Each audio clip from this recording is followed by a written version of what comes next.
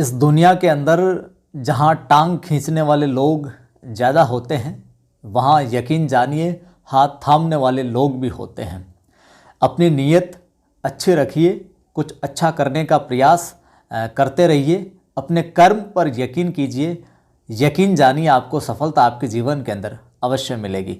नमस्कार, जय हिंद। मैं हूँ आपका दोस्त कवि आदि गणेश। देखिए, जैसा कि मैंने कल आपको रीट का पाठ्यक्रम बताया था, उसके अंदर हमने व्याकरण और शिक्षण विधियों की बात की थी। पहली तो बात की थी हमने व्याकरण की और दूसरा शिक्षण विधियों की। तो मैंने ये सोचा कि जो संस्कृत विभाग वाला पेपर होना है हिंदी का, तो उसमें भी शिक्षण विधियाँ आनी है। और ज़्यादातर डिमांड ये थी, मांग ये थी कि सर हमें शिक्षण विधियाँ हैं जो ये करवा दी जाए पहले, क्योंकि व्याकरण हम पढ़ते आ रहे हैं और पढ़ते रहते हैं, तो व्याकरण भी आपको करवाई जाएगी। तो मैंने ये सोचा कि पहले हम शिक्षण विधियाँ, टीचिंग मेथड्स जो हैं, इनको अच्छे से कर लेते हैं। इनके कॉन्सेप्ट बेस्ड सवाल भी परीक्षा में पूछे जाते हैं, फैक्चुअल भी पूछे जाते हैं। तो सारी चीज़ें हम देखते हुए चलेंगे और आसानी से समझते भी चलेंगे। तो प्रारंभ करते हैं शिक्षण विधियों की पहली कक्षा। आप है जो वीडियो को लाइक कर दीजिए अभी, फिर लाइक करना भूल जाएंगे, शेयर कर दीजिए, सभी दोस्तों के साथ साझा कर दीजिए। और पहली बार आप देख रहे हो, चैनल को सब्सक्राइब कर बेल आइकन क्लिक कर लो ताकि हर वीडियो की सूचना आपको मिलती रहे। टेलीग्राम चैनल का लिंक भी आपको डिस्क्रिप्शन में मिल जाएगा। कवि आदि गणेश हिंदी नाम से अपना टेलीग्राम चैनल है, जिस पर 9200 के करीब या 9199 के तकरीबन साथी है जो जुड़े हुए हैं। वहाँ पर मैं अब नियमित रूप से सवाल सूचना वगैरह मैं डालता रहूँगा। ठीक है, प्रारंभ करते हैं शिक्षण विधियों को। साथ साथ में आप नोट्स है जो बनाते जाइएगा या फिर वीडियो को एक दो बार देख लीजिएगा। देखिए, भाषा शिक्षण की विधियाँ। पहले हम बात करते हैं सबसे पहले कि शिक्षण विधि साहब होती क्या है, शिक्षण विधि कहते किसे हैं। तो यहाँ पर जिक्र करें हम तो एक ऐसी पद्धति होती है या ऐसी युक्ति होती है जो शिक्षण को सुगम व अधिगम योग्य है जो बनाती है। यानी कि ऐसी पद्धति, ऐसा तरीका, ऐसी युक्ति जो शिक्षण को, जो पढ़ा रहे हैं हम, उसको क्या सुगम, उसको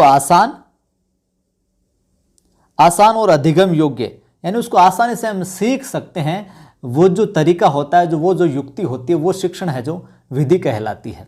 ठीक है, चलिए, शिक्षण विधि हमने बात कर ली कि शिक्षण विधि क्या होती है। ऐसी युक्ति, ऐसा तरीका जिसके माध्यम से सीखना है जो सरल हो जाए, अच्छे से सीख जाए, उस टेक्निक के जरिए बच्चा आसानी से समझ जाए। दूसरा यहाँ पर हम देखें तो एक प्रविधि की बात आती है।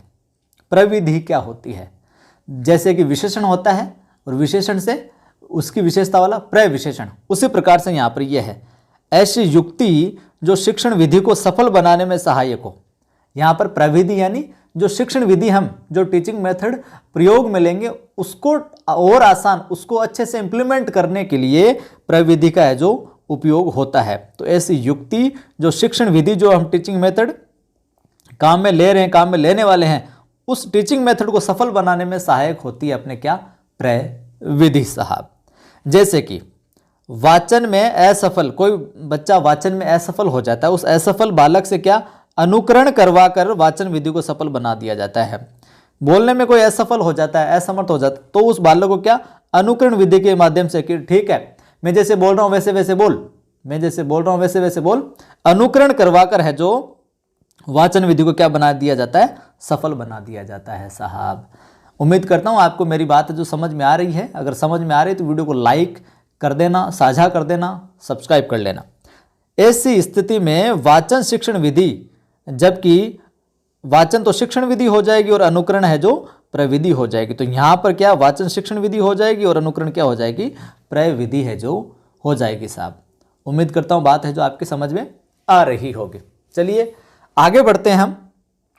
ये हम जो भाषा शिक्षण है उसके अंदर इंट्रो देख रहे हैं आज। सामान्य जो परिचय है, क्या क्या शब्दावली हो सकती है, वो देख रहे हैं।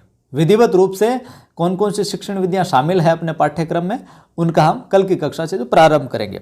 मनोवैज्ञानिक विधि, कई बार पूछा जाता है कि निम्न में से ये मनोवैज्ञानिक विधि है या नहीं है। जो विधियाँ देखेंगे उनमें कौन सी अमनोवैज्ञानिक होगी, कौन सी मनोवैज्ञानिक होगी, ये सारी चीज़ें हम देखेंगे वहाँ पर। लेकिन मनोवैज्ञानिक विधि क्या होती है, तो जहाँ बालक सक्रिय हो, सबसे पहली विशेषता, प्रमुख विशेषता तो यही आ जाती है कि जिस टीचिंग मेथड के अंदर, जिस टीचिंग मेथड के अंदर, जिस शिक्षण विधि के अंदर पढ़ाते वक्त टीचर जब उसका प्रयोग कर रहा है तो बालक अगर सक्रिय है वहां पर, तो वो मनोवैज्ञानिक विधि है जो कहलाती है। रटने के बजाय सीखने पर अधिक बल हो। दूसरी विशेषता क्या हो जाएगी मनोवैज्ञानिक विधि की, जहां पर रटने को ज्यादा है जो तवज्जो नहीं दिया जाता है, रटने की बजाय क्या है सीखने पर है जो ज्यादा है जो ध्यान दिया जाता है, ज्यादा फोकस है जो किया जाता है। बालक स्वयं करके सीखे। मनोवैज्ञानिक विधि के अंदर एक बात और क्या होती है कि बालक है जो खुद है जो काम करके सीखे, स्वयं करके सीखे, और करके सीखा हुआ ज्ञान ज्यादा है जो स्थायी होता है साहब। जिस विधि में रुचिपूर्ण तरीके से सीखे वो क्या कहलाती है मनोवैज्ञानिक। तो बालक जहां पर सक्रिय हो, पहली बात। दूसरी बात, रटने के बजाय सीखने पर जहां बल दिया जाता हो, बालक खुद है जो करके सीखता हो, और जो विधि रुचिपूर्ण तरीके से है जो सिखाती हो, इंटरेस्टिंग तरीके से है जो अधिगम करवाती हो, जैसे कि प्रयोग विधि। ठीक है, प्रयोग विधि।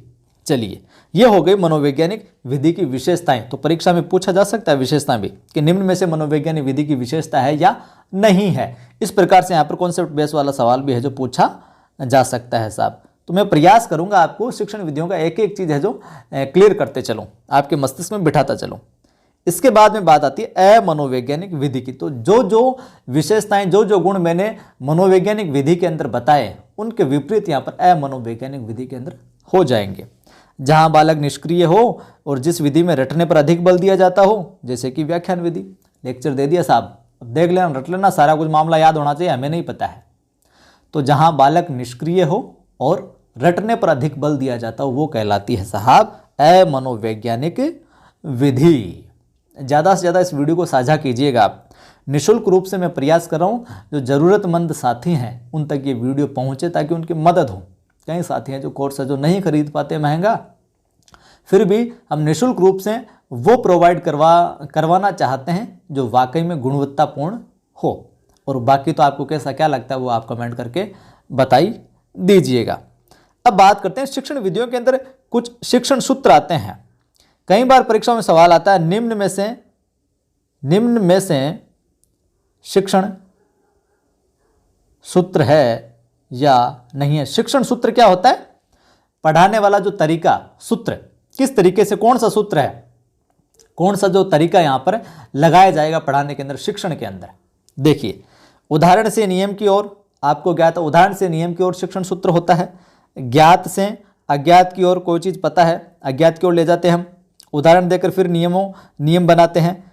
स्थूल से सूक्ष्म की ओर, प्रत्यक्ष से प्रमाण की ओर, अमूर्त से मूर्त की ओर, सरल से कठिन की ओर और विशेष से सामान्य की ओर। ये प्रमुख है जो शिक्षण सूत्र हो जाते हैं अपने। उदाहरण से नियम की ओर हो जाते हैं, ज्ञात से अज्ञात की ओर, स्थूल से सूक्ष्म की ओर, प्रत्यक्ष से प्रमाण की ओर, अमूर्त से मूर्त की ओर, सरल से कठिन और आखिर में विशेष से सामान्य की ओर। ये प्रमुख रूप से ये शिक्षण सूत्र यहाँ पर काम में लिए जाते हैं शिक्षण विधियों के अंदर। अब और बेसिक परिचय में हम देखें तो शिक्षण के जो सामान्य उद्देश्य क्या होता है, शिक्षण के उद्देश्य भी पूछे जाते हैं परीक्षा के अंदर। ये सवाल भी बिल्कुल आसान सा है लेकिन इसमें भी मात खा जाते हैं कई साथी। शिक्षण के सामान्य उद्देश्य हो जाते हैं सुनना, पहला सुनना, दूसरा बोलना, तीसरा पढ़ना और चौथा लिखना। सुनना, बोलना, पढ़ना और लिखना, यह शिक्षण के क्या है सामान्य उद्देश्य। ये तो हो गई बात। अब देखिए इनमें वो आता ना L, listen, S R W, L S R W, ये भी कई बार पूछा जाता है परीक्षा में। L S R W, listen, speak, read और राइट, ये भी पूछा जाता है, ध्यान में रख लेना, ये इनका क्रम है। पढ़ना और जो सुनना है, हम कोई चीज़ पढ़ रहे होंगे और कोई चीज़ सुन रहे होंगे। पढ़ना, कोई जैसे कि अब ये लिखा हुआ आप पढ़ रहे होंगे या किताब से आप पढ़ रहे हो या मैं जो बोल रहा हूँ वो सुन रहे हो, तो ये दोनों क्या है अर्थ ग्रहण, ये अर्थ ग्रहण कर रहे हो आप इनसे, पढ़कर और सुनकर अर्थ ग्रहण। जबकि जो बोलना है और जो लिखना है ये अभिव्यक्ति से संबंधित है। पढ़ना और सुनना, मैं जो बोल रहा हूँ वो आप सुन रहे हो और आप लिखा हुआ पढ़ रहे हो किताब से कुछ भी, तो पढ़ना और सुनना तो हो जाएगा अर्थ ग्रहण से संबंधित। जबकि आप बोल रहे हो और आप कुछ चीज़ लिख रहे हो तो ये अभिव्यक्ति से संबंधित हो जाएगा। तो मौखिक अभिव्यक्ति और लिखित अभिव्यक्ति के अंदर है जो चीज आ जाएगी साहब। चलिए, ये हो गए शिक्षण के सामान्य उद्देश्य। अब बात करते हैं विशिष्ट उद्देश्य जो पाठ से संबंधित होते हैं। ये चीजें भी परीक्षा में है जो पूछी जाती है साहब। विशिष्ट उद्देश्यों में मैं बात करूं तो 6 उद्देश्य प्रमुखतया है जो आते हैं।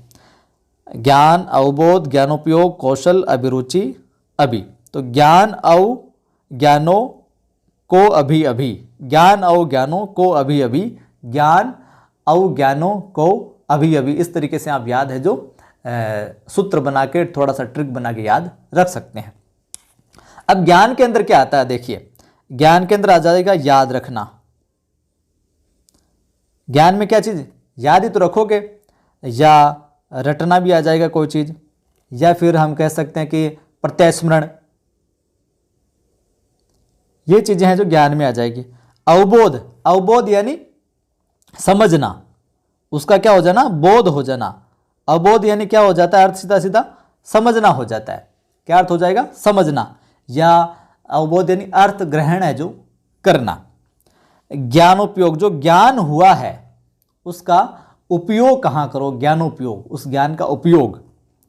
कौशल, कौशल के अंदर आप मॉडल आ जाता है, कोई मतलब दक्षता, किसी काम में स्किल। कौशल में कोई चित्र बनाने वाला काम हो गया, मॉडल वाला हो गया, या अपने शब्दों में कोई चीज़ है जो व्यक्त करने का कौशल, अभिव्यक्ति कौशल होता है किसी में भाषण कौशल होता है, सारा का सारा कुछ होता है। अभिरुचि, अधिक जानने की इच्छा, अभिरुचि यानी अधिक जानने की इच्छा शक्ति, अधिक जानने की इच्छा शक्ति वाला यानी अभिरुचि, ठीक है, अधिक जानने की लालसा रहना। और अभिवृत्ति यानी सकारात्मक दृष्टिकोण। आपकी अभिवृत्ति किस प्रकार की है, सकारात्मक दृष्टिकोण से हम यहाँ पर ले सकते हैं। तो आज की कक्षा के अंदर हमने शिक्षण क्या होता है वो देखा, शिक्षण में जो शिक्षण विधि है वो क्या होती है, प्रविधि होती है वो क्या होती है, शिक्षण सूत्र क्या होते हैं, उद्देश्य क्या होते हैं, सामान्य और विशिष्ट, ये सारी की सारी चीज़ें हैं जो देखी। वीडियो कैसा लगा, समझ में आया कि नहीं आया, वो आप कमेंट करके बताना। अच्छा लगा है आपको तो फिर वीडियो को क्या कर देना है, लाइक कर देना है, सभी दोस्तों के साथ साझा कर देना है, शेयर कर देना, ताकि जितने ज़्यादा शेयर करोगे, आपके द्वारा थोड़ी सी मदद आप शेयर करके कर दोगे तो उनकी मदद हो जाएगी और अपना ये परिवार चैनल भी आगे बढ़ जाएगा, जिससे मुझे लगेगा जो मैं मेहनत कर रहा हूँ वो वाकई में है जो साथी देख रहे हैं, तो मुझे थोड़ा संबल मिलेगा कि हमारी मेहनत जो सार्थक हो रही है। वीडियो बनाए इतनी मेहनत के साथ में कोई देखे ही नहीं तो फिर उसका क्या फ़ायदा। तो अच्छी चीज़ों को शेयर है जो करना चाहिए। और पहली बार देख रहे हो आप चैनल पर ये, तो चैनल को सब्सक्राइब कर लेना, घंटे वाले निशान पर क्लिक कर ऑल पर क्लिक करना, ताकि हर वीडियो की सूचना आपको मिलती रहे, तभी नोटिफिकेशन आपको मिलेगा। चाहे सीटेट की परीक्षा दे रहे हो आप, चाहे लेवल 1 में हो, चाहे लेवल 2 के अंदर हो, ये शिक्षण विधियाँ आपके काम है जो आने वाली है। और टेलीग्राम चैनल का लिंक डिस्क्रिप्शन में मिल जाएगा आपको। कवि आदि गणेश हिंदी, इस नाम से अपना टेलीग्राम चैनल, जिस पर 9200 या 9199 में के तकरीबन साथी जुड़े हुए हैं, उस टेलीग्राम चैनल को भी आप ज्वाइन कीजिए। वहाँ पर भी सूचना और वीडियो का लिंक वगैरह कई बार नोटिफिकेशन नहीं मिले तो वहाँ मैं डालता रहता हूँ। जय हिंद, फिर मिलता हूँ।